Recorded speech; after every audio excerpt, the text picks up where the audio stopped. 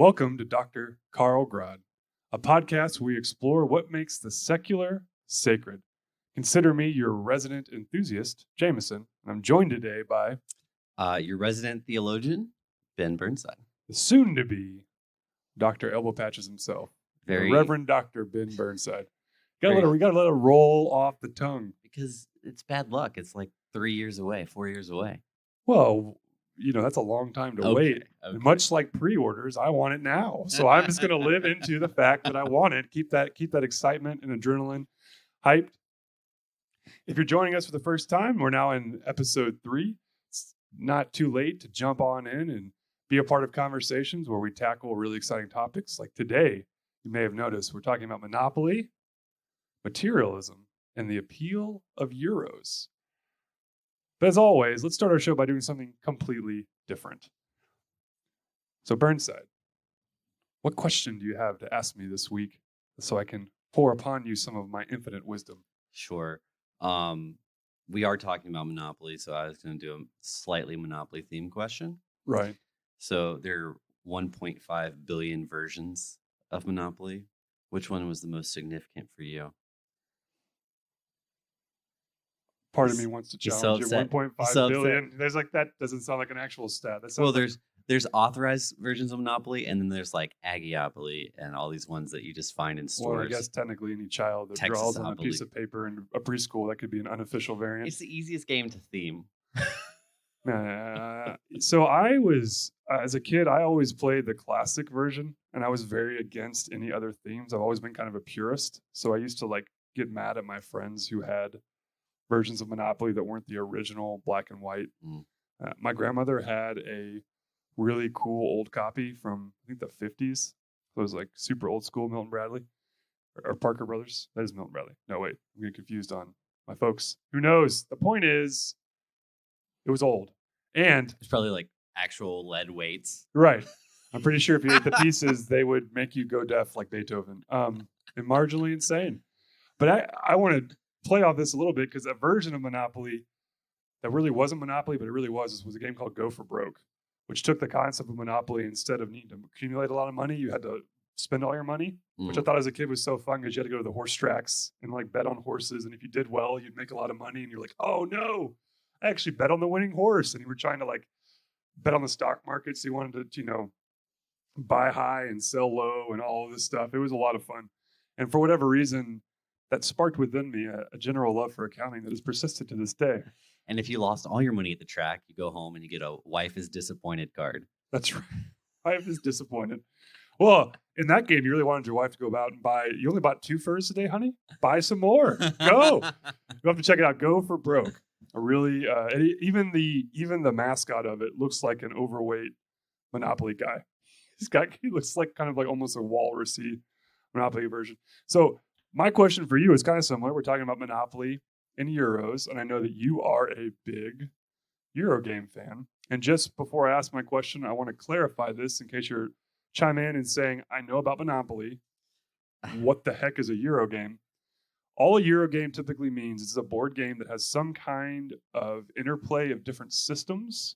You're either interacting with a board, you're interacting with some rows or columns, but the idea is you're going to generate some resource to exchange it for some other resource and to get some version of victory points. Mm-hmm. Unlike other board games where you're trying to knock the other player out, or you're trying to defeat another team that I think kind of like sports. This is very much about, I want to build up my little business, and by the end of the game I want to have more points than you, and every game is different. Called Euro because it was made popular by European developers. Yes, definitely the Germans. They had a huge influence on Euro gaming. Right. In fact, if you're watching this and not just listening, we have 2 excellent Euros on the table, Trois and Terra Mystica. We're actually going to be talking more about Trois in a later review because I think it's a really underrated game, and you get to say Trois as much as you want to, and it's Troyes, which feels like the most French word of all time, but it's Trois. So just there you go. Now back to the actual question I was going to ask you. Eventually. Hey, that was a small rant that I brought back around. I wanted to bring people into them. What is it about Euro games for you, like the actual playing of them, that you enjoy? so much? Oh, Because you that's a are good question. you're a lover of like all Euros, and I like some, but you definitely have the more wide ranging palette. So I've always been kind of interested to hear your take on why you enjoy them so much. Sure. Um, I guess two main reasons. The first is I like things that make you really think strategically. Um, I like, it's very controversial with most people, but I like longer games Mhm. because you have more investment. You get to see things build up over time. And there's a lot of strategic ways of decision making, like you can in something like a simple game that's more on attacking people or say Monopoly, you understand the strategy and it's just the randomness of execution. But there's so many different strategies you can play. You can play the same game 5 different ways, focusing on different areas. And the other reason is I'm not really that big on competition. I like competition, but I'm not like a competitive person. So a lot of games are like ha gotchas, and Euros are very much almost solitaire with other people. And so I do like that because you build your village. Maybe you do something to somebody else to kind of hinder them a little bit, but basically it's you focusing on you. And at the end of it, even if I lose, I have still had the fun of trying and attempting new things.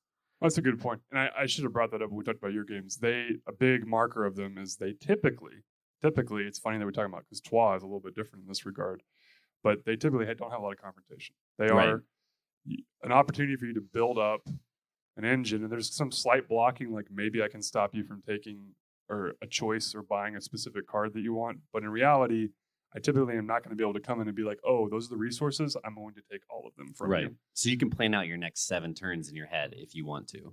And you comment on something that I do appreciate, although depending on the game, depends how long I can apply my mind to it. But there is something about playing a 2-hour game where you see a really nice story arc. Like you start with nothing. You kind of have all of this engagement and competition. You see all of these big engines kind of build. And at the end, there is something satisfying. Even when you maybe don't win, you just look at what's in front of you and say, man, I've built this thing. Yeah.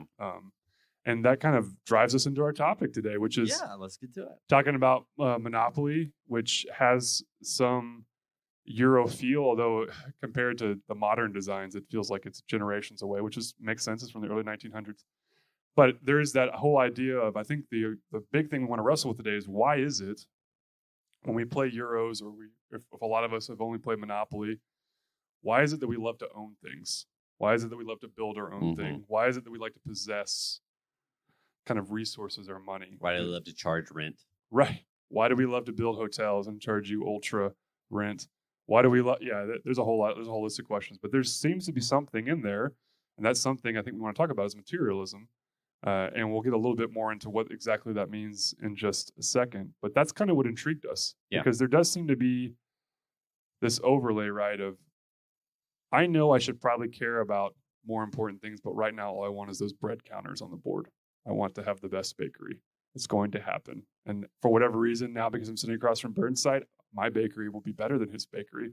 So help me God. That's but there's that kind of itch that rises up within us, and accidentally hit my face on my microphone, which I didn't know was possible, but I just did that. That was incredible. And if you're watching it from home, you can see that.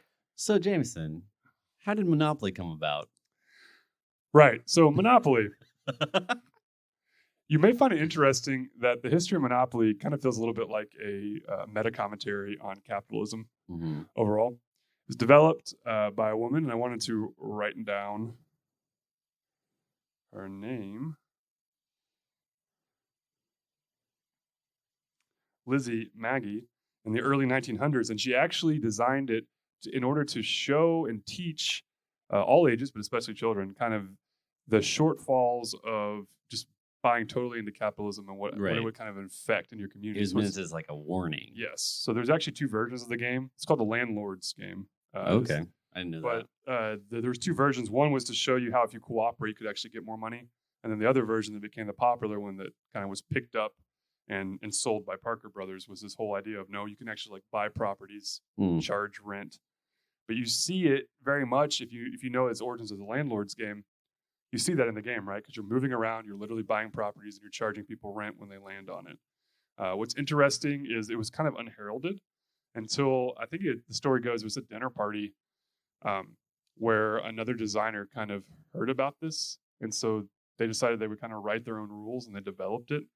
And then it turned out that Parker Brothers bought that from them, and then realized that this had been designed actually previously, so they like bought it out from under her for some ridiculously small amount of money, like wow. $200 or $300. And so then it was like, oh, you want to sell me Boardwalk? Half price. All right. And then, decades later, they've made millions of dollars and millions of copies. It is inescapable to say that Monopoly has shaped the board game industry. In fact, it is kind of a joke in the board game community that if you tell someone you play board games, what's the first thing they say? Hey, Ben, do you play board games? Oh, yeah. Yeah. Oh, do you play board games like Monopoly? I love Monopoly. Right. And it's really hard. It's really hard for board games because we're like, we don't play Monopoly. Well, but that's kind of the history. But what's interesting is it is not necessarily an easy game in some ways. Like you have to measure out when you buy property, you have to have board control, you have to figure out when it's the right time to invest in different buildings, which increase the rent. I will say what's interesting is I think almost no one plays by the rules of Monopoly. Well, yeah, that's exactly what I was going to say. Is that anyone who knows me says, I always say, like, because people complain that Monopoly is a 3, 4, 5, 6, 7, 8 hour game. I'm like, no, if you play with the included rules, always do an auction, do the right mortgage rules, it's not that long of a game. Right. So one of the most misplayed rules, if I could say that 2 times fast and not trip over myself, is right. If you land on a space, so this is all of you out there that are listening that play Monopoly, please play by the rules. If you land on a space and you don't want to buy it, you have to put it up for auction. Yes, somebody has to buy it. Which was supposed, in that version, was supposed to show how the real estate market works, where you constantly will have competition to buy things low, flip them, turn them into properties. We see that all out. In fact, HGTV is full of house flippers, right, that are essentially doing the same thing. You don't want your house? Let me buy it cheap, flip it, sell it for more. Right. So I find that interesting. But that brings us into kind of a bigger conversation on why then do you think Monopoly has such a hold really on kind of the American mind as far as gaming is concerned? I mean, it's like the quintessential American board game. Right. So what are some things you see in that, maybe relating to something like materialism, which is in the title? Perhaps that might come up. I don't know. Well, just looking anecdotally at my own life, whenever I do see a different version of Monopoly, as we talked about earlier, I always flip it around to the box because I'm always curious to see what is Boardwalk, right? Because Boardwalk is the most expensive, most exclusive property on the board. So in a franchise, whether that's Star Wars or Doctor Who or The Simpsons, I always want to see what do the creators think is worth the absolute most. Yeah, what's the pinnacle of success for your area? Now, if you've played Monopoly a lot, you know that getting Boardwalk is actually not the best strategic decision. No, it's not. But it's like, it's like having a high rise in Miami or something, or some vacation land. It has lots of grammar, and it says $500. It's $500, right? I think. I probably should have memorized some of the prices. It changes in some variations. If that's wrong, I apologize. But for you diehard Monopoly enthusiasts, please challenge us on colors, pricing, and tell us about your famous. In the classic trilogy Star Wars version I played, it was 500 credits. So. Oh, wow. Well, that's way different. I don't know what credits translate to. I'm not part of the Galactic Federation, so. Anyway,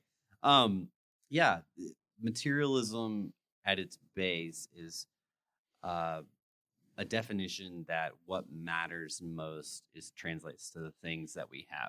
So if you're playing Monopoly, you're not doing good if you just have a utility company and one railroad. Right. You gotta expand, right? You gotta expand. You gotta have those matching colors. If you get to use the hotels, it's all about the things you hold, how much cash you have, how much power you have, that whole thing. And yes, it's ironic that the whole purpose of the game is to show how this system of economy is completely oppressive, but at the same time. So, well, and to that point, the way you win is to have money while everyone else is broke. Right.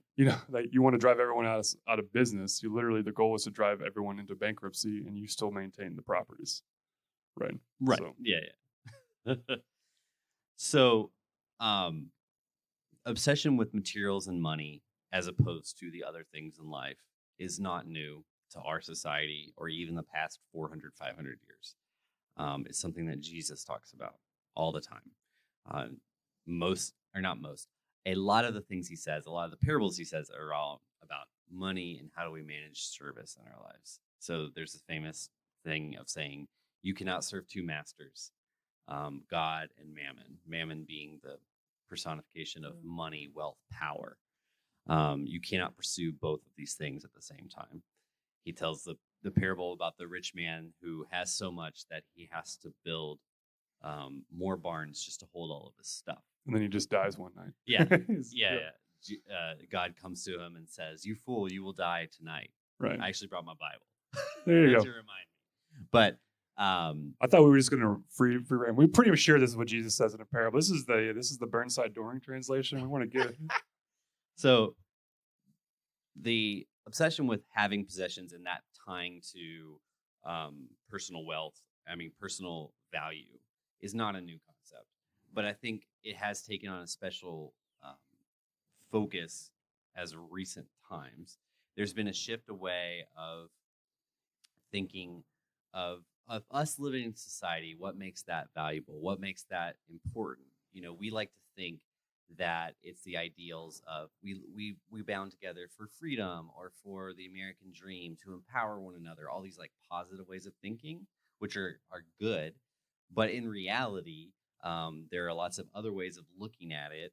And when it comes to like materialism, a focus on really the baseness of humans, of saying humans without rules or without anything to inspire us or hold us back are vicious, are only looking to take from other people. Right. It's a zero-sum game. Life is about what can be had, and there's not enough to go around. And so you have to kind of compartmentalize or section off what you need against someone else. Right. Yeah. So when I think of that, I think about Thomas Hobbes, who basically said the social contract, that the only thing that makes society work is that we all agree not to steal, murder, and kill from each other. Right. And because we agree to that, that's why it works. What a great quote. It is both. It feels very true and also is very depressing. The only reason that this exists is because I don't want to shoot you currently. But if that's your viewpoint, which it is for a number of political people, right? There's no reason to see relationships or our jobs or even our faith as anything other than a means to an end. Right. We know the old adage, don't treat people as a means to an end. But if you are so obsessed with possession of goods and that the brands that you wear, the things that you own, the car you drive is how you define your own self-worth. And you're really in that spot, not just, oh, people say that, but that is really how you actually think. Then the people you choose to hang out with, even your family, becomes a resource for you to use. Right. Well, yeah. So to kind of maybe capture and summarize what you're saying, it sounds like if you really take materialism, and we'll talk about in just a second how there's really two ways to talk about this. And in fact, there's kind of a humorous story about how Burnside had to clarify how we were talking about materialism. But when it comes to thinking about materialism on the economic side, you really have to be careful that you're not turning everything into a transaction. Right. And I think a lot of people, even when I hear them talk, to bring back a monopoly, it kind of feels like they're having a monopoly deal. Is it worth my time, energy, and money to do this? Should I buy this? What's the return? And I think if that's how you're going to measure all interaction, you're going to be found wanting in some situations, because most of the things that matter as social creatures, most of the things that matter the most to us cannot be measured in a sliding scale. I can't look at you and say, well, your friendship is worth $900 today. So as long as it's below that threshold, that's a good deal. If you want $1,000, that your friendship isn't worth that. So it's not a good deal. I'm going to wait for when our friendship goes on sale. And me saying that sounds ridiculous. And yet maybe if you looked at my behavior sometimes, it may feel like, am I valuing Ben on this kind of like sliding scale? I would never do that, Burnside. I really appreciate you. Well, even the jobs we get to have, right? So we're pastors. We can go and spend a day just calling and talking to people.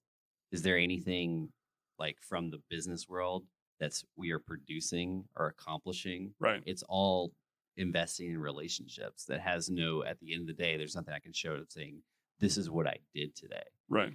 And so according to the material world, we've accomplished nothing. Right. But we're lucky enough to have people who support us in doing that and think it's a good job. Right. To do. And you could get into, if we were going to really drill down into that, there's service industries in general kind of work off of this weird premise of I'm providing something to you that has an undisclosed value, meaning that, what is something worth? We're kind of collectors. So if we go try to collect video games or board games, sometimes it doesn't matter what it costs to produce. It's how much you're willing to pay for it. Oh, yeah. And so that is an interesting thing. It's not actually worth that much, but that's what people will pay. But I like what you're saying is we could approach this as ministers and say, every person is worth my time based on how to tithe, based on what they give, based on the energy it requires of me, based on how positive the conversation would be, based on whether or not I like them. And some of those things are directly economic, but all of them are pretty economic. And what I'm saying is kind of back to my original point. I'm starting to value folks on what they bring to me or what it brings to the organization. And I like what you said is if we really do this faithfully, we're doing it because it doesn't need to be defended. It is a beautiful thing unto itself. Right. Relationship is worthwhile. It doesn't need to have a numerical tag attached to it. But if we're honest, and maybe if I'm honest, that can be hard to believe sometimes. I don't know what it is, because I love what you said. There's almost something in me that says, I agree with that intellectually. But I know in practice, you could look at someone by behavior and say, Jameson, you're not living into it. Right. Or they can use that defense whenever they're actually not doing it to the standard we would expect. So there's I'm living my way in which it's like, no, you're not actually doing it. So where's that line that we draw? Right. No, and I think the reason people have such strong reactions sometimes to conversations on money, specifically, if you check out Facebook or Twitter or any social media, people are so complacent and they have no opinions. There's not really anything expressed out there. I don't know about you. I find social media kind of dull sometimes. There's no firestorms. You must be following one person. I think I'm actually just following the Twitter feed for Xanax. So that's why it's maybe a little down. But I think one of the reasons you have such often arguments are expressed in terms of finances or economics, or what I kind of like the stress or pressure over something like unemployment benefits and who should get what and how should the government figure this out. It's because what it's really pressing on is our feelings of value and security. And I think we feel challenged, if we're honest, that perhaps this is showing us we shouldn't be valuing this in the same way that we are, and yet we're still going to double down. So that's the hard part, right? Is I can intellectually acknowledge this, but what do I do if I say, I probably shouldn't do that, but this is a one-time exception that it's okay, and I'm going to double down in the opposite direction. It's kind of like saying, I shouldn't run back into this burning building, but I did leave something inside there, so I'll be right back. Yeah, it's not to say that we know that our purpose is not derived from material goods, our value, but we still have to interact with the world and money because that's necessary for who and what we are. Yeah, it needs to be in its proper place. I think there's no way to escape it, is what I'm saying. No, that's a good point. And I want to be clear here. We're not showing up to, say blow up capitalism, bring in communism. No. But we are saying that we need to make sure that even if we believe in a free and open market, we should acknowledge that the market is not always free and open in all ways. And that even if it was, we still need to be making sure that our value system is not slowly being warped by this subtle desire to say, well, obviously, if I make more money, that's a good thing, so it's more valuable. And that kind of slowly seeps into your way of thinking. Are there any other kind of ramifications of materialism that you've kind of been reflecting on? Well, as you said earlier, initially in the show notes when we were doing this, I went down the route of philosophical materialism. So I got this text. I'm going to read it to you because it's so brilliant. And this is going to be don't pull back the cover. No, they need to know because this is one of the great nerdy debates. So I was just telling them, hey, I got the script ready. I'm ready to talk about Monopoly. I'm going to come prepared to talk about some Euro games. I'm going to show up to kind of be the board game stuff. I'll leave some of the deeper comments of materialism to you. So he says, what philosophical response will you have to materialism? Idealism or something else? I wanted to talk about critical realism, but I didn't want to step over you if you were going to talk about it as well. I got that text and I'm like, I don't know if he and I are talking about the same Yeah. thing. Yeah. So essentially, what we were doing is he was lovingly, because he's a great guy, saying, Jameson wants to talk about monopoly in a way I don't understand, but I'm willing to roll with it. But I'm going to prepare for this. Because as I said, there's two branches, right? And Right. I'll explain the branches and hand it back to you. So we've been talking about materialism from an economic sense of literally materials that you invest in that buy value, but very Right. closely linked to that, but slightly bifurcated is a conversation on if materials are the only thing that exist, how does that influence, from a philosophical standpoint, your ethics, your truth statements? Yeah. Like, where does your foundation come from? So some of those fancy words I used, which, again, I'm always impressed by Burnside because every time we have these conversations, even though I've read it, it makes me feel out of shape and I need to read some more. Is that's what he's going to talk about now is more of that philosophical. What is it? How do we take maybe what we know about economic materialism and then start to really shine a light on if we play by those rules, to not be tongue in cheek but kind of be literal, how does that influence other behaviors that we have? And I won't go too far down the well, but basically the question is what counts as real and what counts as truth, what counts as experience, essentially. So materialism says, from a philosophical standpoint, the only thing that exists is the things we see, the things we can see, touch, taste, hear. That's what counts, right? So it's a step away from what we call idealism that allows things outside of our sensual reality to exist. Now, if you're doing science, that makes sense because you're literally interacting with the things we can see. But when it comes to living our lives or thinking theologically, thinking about what counts as truth, it really reduces something down. So let's use something common like justice, right? Justice is an idea that exists and has power, but is not tangible. It is a concept, right? Sure. So if you're a materialist, justice is just words to dictate action, but it's not something that exists in the true sense of the word. And so if you are only focused on the world, that's why I was saying earlier, your actions will be more towards, I'm going to manipulate this system. The world is just a language game that I need to manipulate to make everything work in my favor, because nothing really matters, because even down to the thoughts we have, because if you're a true materialist, your concept of a soul doesn't exist. Right. You're just a bunch of atoms and brain firing synapses. So biochemical flesh bag I like that description. So not that, I mean, we could go much more in depth in a different episode, but just to say, I think they go hand in hand in you step away from these concepts such as, even happiness, joy, God himself. And if you're in a material world, the only way you can argue that God exists is to say he exists somewhere else. But idealism says God doesn't exist in a place at all. It's other. Right.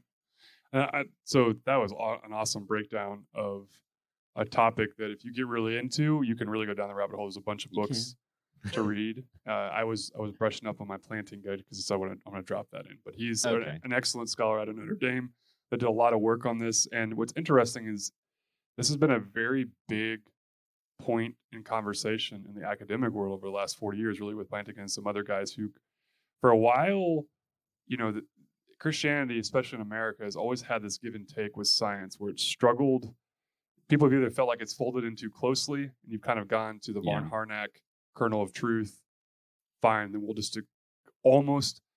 I wouldn't say that von Harnack was a materialist, but he was as close as you could be and still be faithful, right? I mean, he kind of believed. He believed in God, but his conclusions led to very different ramifications. And so, what the church did for a while is just to overreact and say, well, fine, if we want to be faithful, then we're not going to use science, and we're going to kind of distance ourselves, and we're going to say that we have a different kind of truth, and they have a truth. And one side completely accepted everything that was going and took away the parts of the faith that didn't compat, and then the other side just retreated and says science isn't true. Right. And then you have people like Plantinga show back up and say, no, actually, I want to steer directly into the middle of this conversation and say that not only does Christianity have a truth, but it has a truth that is grounded in science and reality. Like, and I want to, the fancy word for this is epistemology, but it essentially just means what is your claim on truth? What is the center of kind of your argument that you can, it's kind of like that, we all feel those things that we think are kind of understood, that they just are. And that's kind of epistemology. There's something within you that says, like, this is my foundation that I'll build off of. What Plantinga wanted to do is, in a very abstract philosophical way, as only high-minded academics can do, is to prove in a vacuum that Christianity has the greatest truth claim. And to prove intellectually against other ways of thinking. And so that's really been a big argument that you didn't know was raging in the academy for the last 40 years. So welcome to the battle lines. But the thing is, even though that's very nerdy, if we could boil it down, I think all of us would agree we've experienced some form of that argument where we've encountered friends or family, or maybe even within our own minds. Yeah, I know what the Bible says, but this is a truth I'm going to live into. So implicit truth is what I was looking for earlier, but I couldn't pull it out. And I appreciate what you're doing, Ben, is you're trying to draw us back in to say, all right, well, let's carry out that thought process to a natural conclusion. So the idea of justice, is justice a majority vote? Is it just justice is whatever a country deems as justice? So then justice would be, well, this country's a dictatorship, therefore justice is whatever the dictator says, or this is a democracy. But sometimes we know in democracies we don't have justice because a smaller majority can make decisions that affect everyone else, and we still say that's an injustice. But how would you measure that without some kind of ideal truth, without some kind of capital T truth? It really is just, even justice becomes an arbitrary placeholder for meaning. It's just, do you agree? Yeah. And it's just words that you use to manipulate the situation, right? Or it can be. It can be. Sorry, and again, we're not trying to knock down any government or system specifically. We're just trying to at least open our minds to the prospect of what are the real ramifications of this way of thinking. It's not. We're passionate about this because I think Ben and I both understand it's not trivial. Like this, but materialism itself is probably one of the great defining ways, especially in America, that we think. Yeah.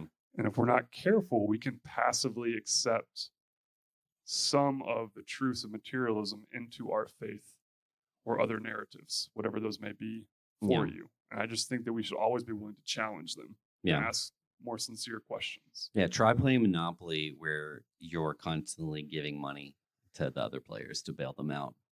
Oh, yeah. The psychology of generosity is fascinating to me, yeah.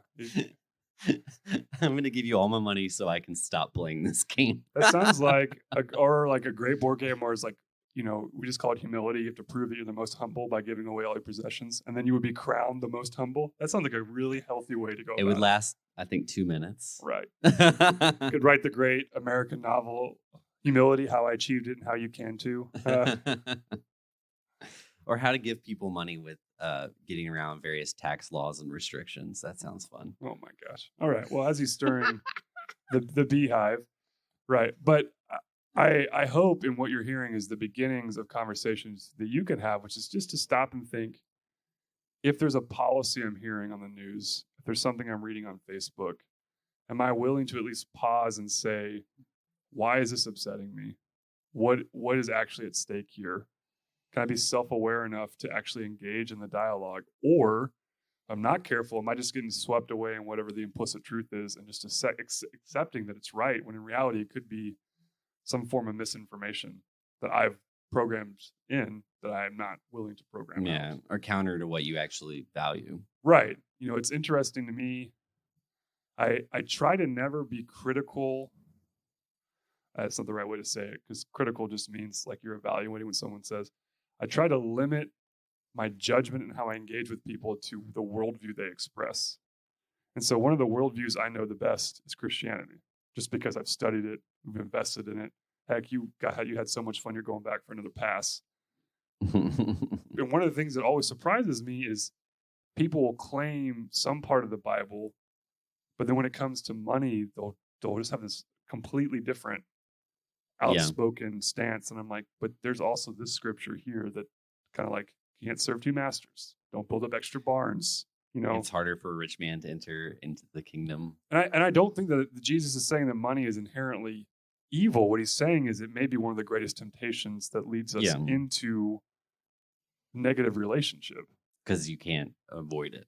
Right. It's the same way we could talk about drinking or alcohol or any substance. It's like if you're not willing to accept that there are reckless ways to use it, then you're in for a world of hurt somewhere along the line. Yeah. Absolutely. Anything else that you got out of your deep dive into the exciting philosophical world of materialism that you I could go on, but I think that's probably sufficient. That's it? I was prepared. I had to look up things, spell check my notes several times to make sure. Why don't you, I would like you to talk a little bit about critical realism, or just maybe explain it more. Sure. Because I do think, and what I'll do for you, friends, is as your resident enthusiast, I'll let this brainy man talk, and then we'll try to frame it and bring it home, even though he'll do a great job of explaining it. But I do think critical realism is a helpful way to think for all of us. And so if we can talk about what it is, I think we could apply it in a kind of a helpful way. So why don't you lay down what I'll try to pick up? Well, when you're making up an argument, or you're setting up experiment in the realm of academics or whatever, you have to have clear rules of what counts as true, what counts as false. All critical realism seeks to do is developed in the philosophy of science, but it's also been used in theological endeavors. It seeks to say that whatever we experience as real frames what constitutes the truth for us. So I'll use a very simple example. If you believed in ghosts and you wanted to live in a world in which that is your real, authentic experience, then critical realism would allow you to say, my realm, I experience ghosts. I've had that experience. That counts as true for me.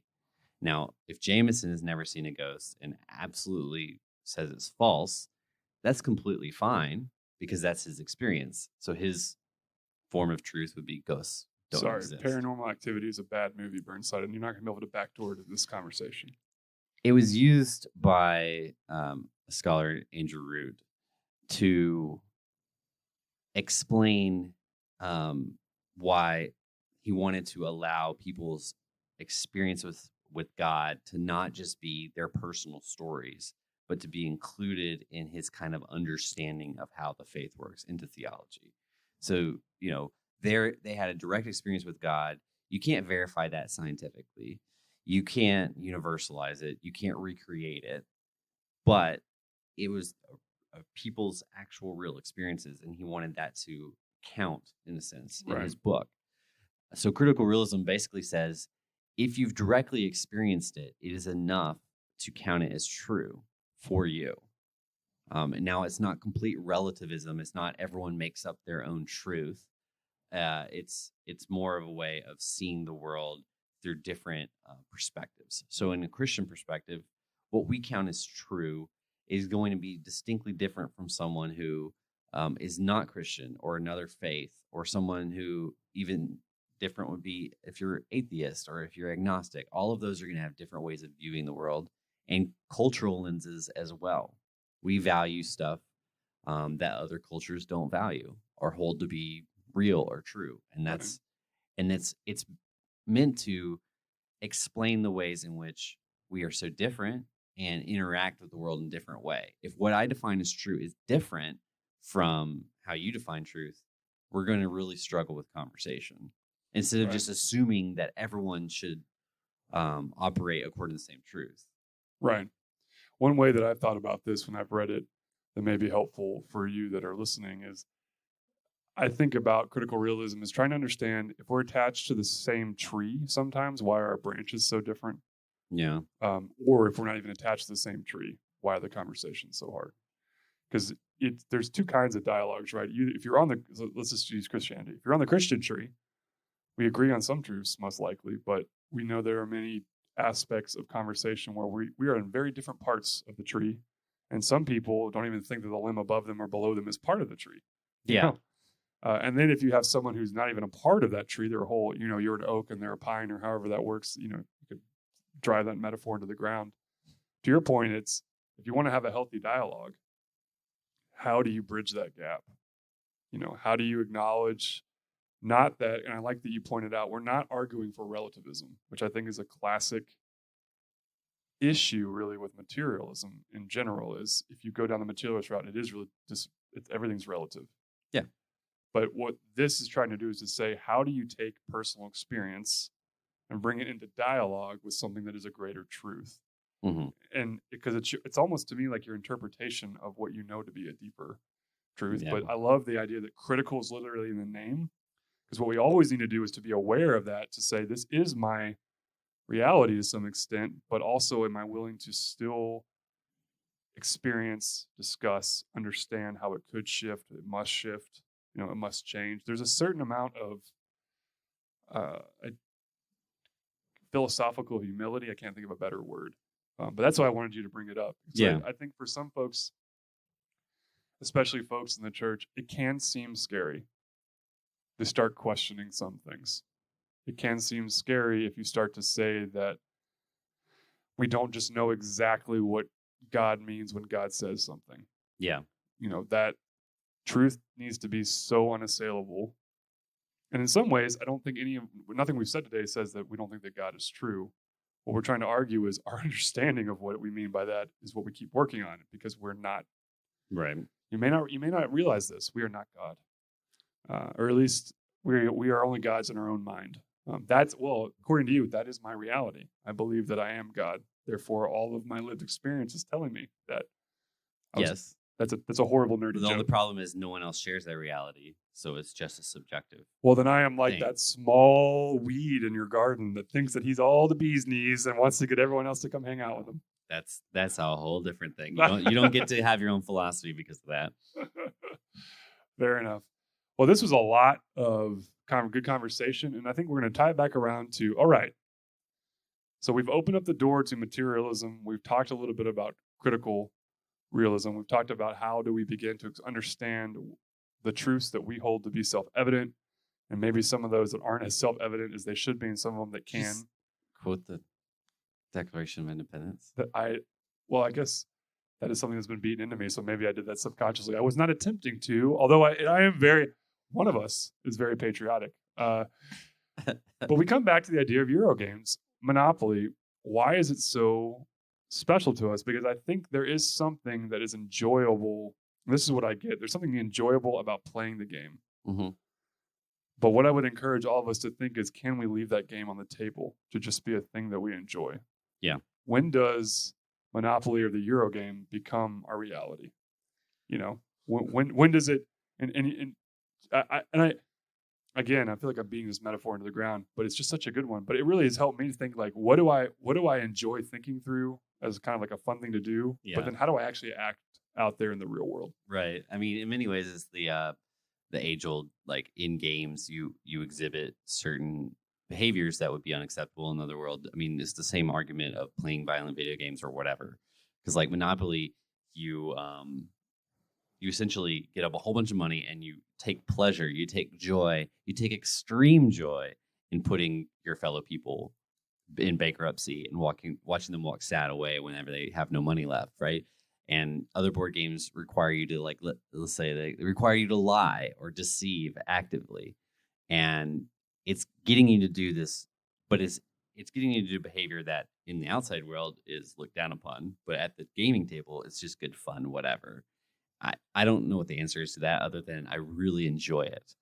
Well, I guess my point is, I don't think there's nothing wrong with those kind of games. There's nothing wrong with being a little sly or deceitful at the table. What I'm saying is, though, if we're honest, can we reflect enough can we be self-aware about the fact that when we play TWA later, when we play a Euro game, I'm not going to leave here and think, you know what, I'm going to go colonize like medieval Europe. Why is it so much easier for me to leave the rules of TWA on the table? Yeah. Than it is for some of my other implicits. And I think that's the self-awareness I yearn for all of us to have is, are there some rules we play by that if we're honest, we need to leave on the table? Mm-hmm.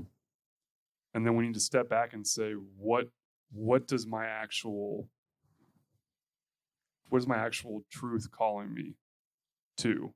For us, that's what we shared from Scripture. There's a Christian mandate for how we should treat people. Right. And so part of critical realism is I need to peel away my lived experience of that to take off the things that are not helpful and to kind of live into the deeper reality of what my experience has done. Mm-hmm.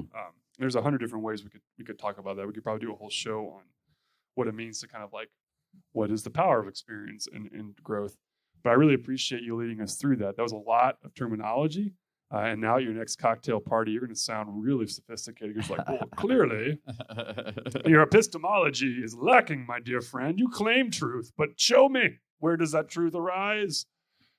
From where does that truth arise? Anyways, I try to get fancy there. From whence? From whence? Oh, from whence. It's not too often you get to say that. Oh, that was fun. That was a good conversation. At the end of every show, we like to talk about something that we're looking forward to that's coming up, just to point it out to you. Something coming up in the headlines, something we're personally interested in, that could just be an enjoyment we're looking forward to have. So, Ben, I was nice and let you go first at the top of the hour. So I would love to go first. Now, okay. Okay. I am super pumped about getting to play some TWA in just a little bit. I can say that it's going to happen really soon, like as soon as this podcast is over. No, there's just something about, I miss playing board games with people. It's hard. I've been soloing a lot. And so the fact we're going to get to play something today, I'm like, that's pretty awesome just to do. So yeah. I look forward to that. Oh, yeah. Once again, I'm not going to follow the rules because this came out a very long time ago, but I finally got around to watching the HBO Watchmen series. Well, I tried to tailor it today. I wasn't saying it's something you're just looking forward to you've done, or I wasn't trying to put time on it. So I was trying to modify the rules based off your feedback. Wow. I have some critical realism I'd like to share with you later. So anyway, I finally watched the show, The Watchmen. I put off watching it for a very long time because I told myself I wanted to watch the movie again. The problem is I didn't really like the movie, so I could never convince myself to do it. So finally, I just gave up and said, I'm going to watch it. And I really liked it. It's very good. I need to check that out. Yeah, well, it was controversial because it brings up a lot of, issues in racial history that were controversial. But I think it was very imaginative the way they did it. Sure. It takes place 40-something years after the original. And it was just really well done. It made me excited. Yeah, I look forward to it. I need to sit down and watch. It's a show that I want to watch, but sadly, my TV programming has been selected by a different individual in my household of late. Not my wife, but the young man that I live with, my son. So my exposure has mostly been Disney Plus. So I sit across. Blessings on your journey, son. I know.